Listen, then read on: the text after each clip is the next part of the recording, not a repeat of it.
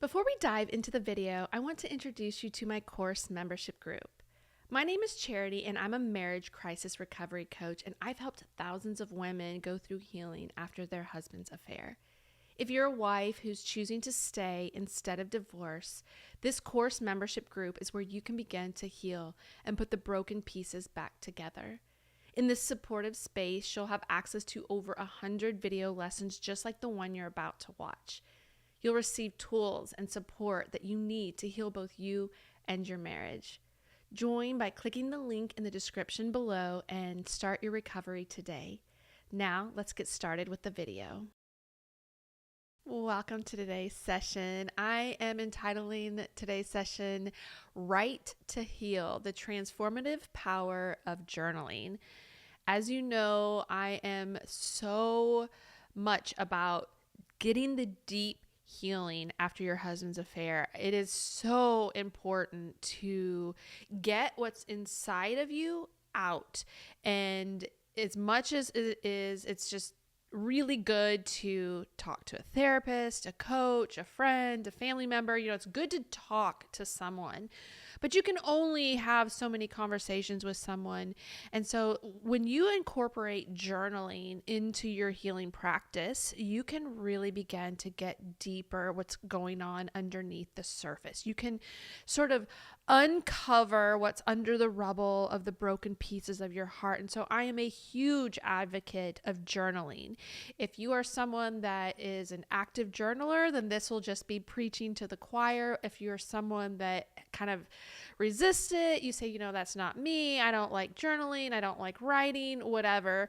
This is going to be something that I'm really going to encourage you to explore, because there's a lot that can happen just in the physical act of journaling. And when I say the physical act, I mean putting pen to paper, just having that movement of writing on the paper can really begin to unlock a lot of things. And so one thing that is really important, again, is that you've got a lot going on inside, and you've got to be able to get that out. It's like when you think of water flowing, if it gets blocked, it turns stagnant, but it also begins to build up a pressure, and eventually the dam breaks. And when the dam breaks, so much is harmed. There's so much harm that happens.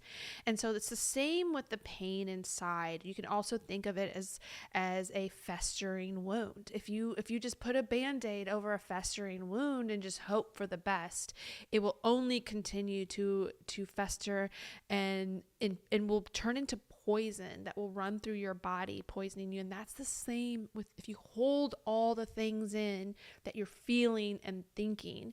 And so this can be a very healing practice if you begin to do the journaling. So it gets everything out. You just get what's in, you get it out. And it's also a safe place.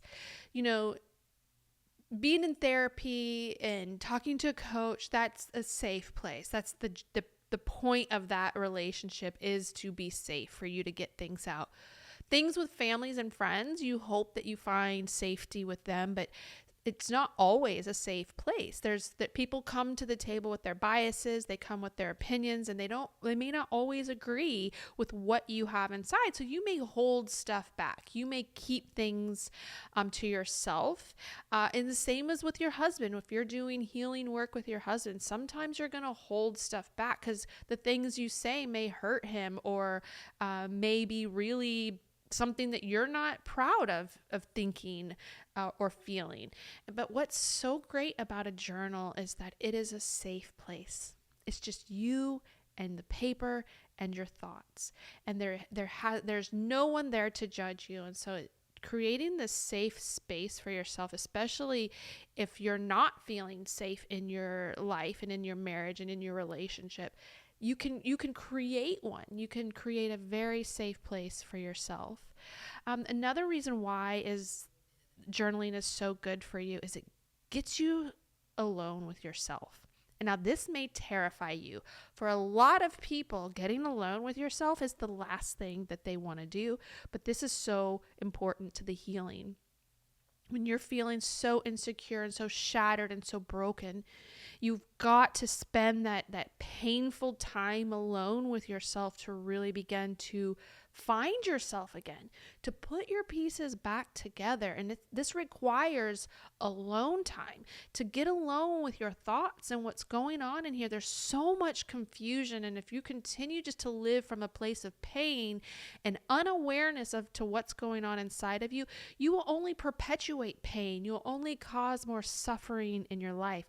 So journaling slows you down and allows you to spend some time with yourself. And what's so great about slowing you down is if healing is just a slow process in general, and it's painful, and oftentimes we want to rush through it, right? We just want to get back to normal. Can we just forget all this happened, or I can't feel this way anymore. I'm not supposed to feel this way anymore, so I'm gonna stuff it inside. But the act of journaling slows you down, right? It's much slower to handwrite your thoughts than it is to type it or to speak it. And so it's creating a slowing down that really gives you time to contemplate and think about what's going on, and allow you to understand your story. You're not going to be able to get it if you're in constant confusion and rushing around and anxiety, right? And living in this panic and fear, but allowing things to slow down for you. And journaling, what's so powerful about journaling is it also helps you document your progress. When you're feeling down and feeling low, having a bad day, thinking that it's time to throw in the towel or whatever you might have, because we're all going to have those bad days. You're all going to have those days where we get discouraged and we believe those lies that are telling us it's not worth it, or we're not good enough, or whatever it is that we're telling ourselves. The journal is a great place to go back and read the past and see how far you've come, and to see where you used to be, and realize how much you have healed and grown. So that's what it's great. It really documents your progress. We miss our progress when we're in the middle of it. When we're in the daily grind of healing, we miss just how far we've come. And so that's what journaling can really begin to do for you. One of the things that we can do is I want to give some tips on what journaling can be for you. The first thing is create a journal that is just for your healing journal. If you're someone that, jots down notes or has to-do lists, or, is constantly writing down certain thoughts or whatever, have a separate journal. Make a journal just for your healing work, that you're going to really begin to do this and keep it in a single place that you can literally hold and know that this is where my healing takes place. And keep it simple. A spiral notebook is perfect for it. You don't have to go out and buy some, fancy leather notebook that's going to, cost you a lot of money, or that you're not going to want to mess up. Just make it simple and make it your own. There's no right or wrong way to do journaling. It's just got to be what is right for you. So if you're someone that likes a schedule, and you want every single day when the clock ticks at 5:00, you're sitting down and you're doing your journaling, you do it for 30 minutes, whatever that is, then do it that way. If you just want to have your journal sitting there ready to be there when you need it, and whenever you need to vent or get something out or whatever, it's there ready for you. So just make it your own, and don't put too much pressure on yourself that it has to be a certain way, has to look a certain way or be a certain thing. And you may, jump in with one format that you are thinking it's going to be, and then you realize that that's not how you like to do it. You can always pivot. There's no set rules around journaling. It's just a safe place for you to get what's inside out on the paper.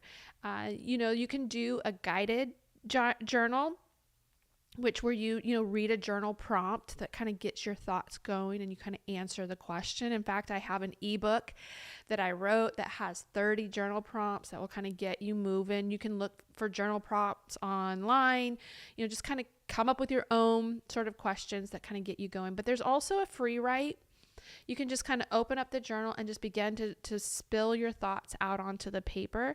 This is what you can call, it's a conscious journaling, which means you just allow your conscious stream of thoughts just to come out on the paper. You don't even worry about what it is.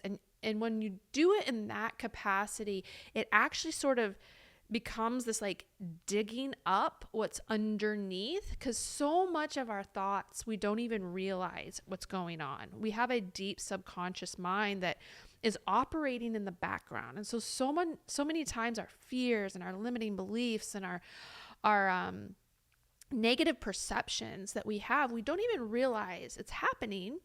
But when you begin this conscious journaling where you just start writing the thought, and you can set the timer for like 15 minutes and just write. And what happens is one thought creates another thought, which creates another thought. And before you know it, you've sort of come to this realization that you didn't even know you were thinking or feeling. So that's really a great way to start really getting to know yourself through this.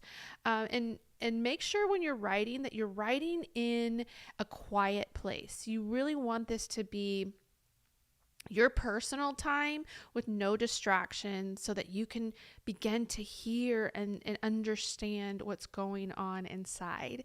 So hopefully this helps you if you are someone that is looking to take your healing to a deeper level. Again, it doesn't have to be something that is strict and stringent.